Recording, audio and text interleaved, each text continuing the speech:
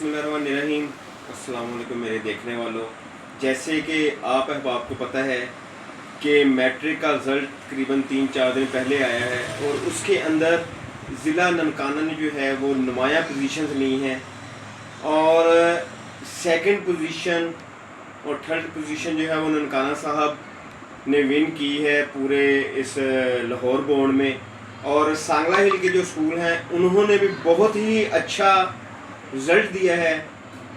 जिन schools की position अच्छी आई है उनको खराज तहसीन पेश करने के लिए all private school association Sangla Hill के नुमाइंदगान, सदर साहब, जनरल सेक्रेटरी और अहदेदारान जो हैं और मेम्बरान जो हैं वो मुबारकबाद देने के लिए ननकाना भी गए, शाहकोट भी गए और उसके बाद अपना जो सांगला हिल के जो स्कूल्स हैं उनको भी मुबारकबाद दी।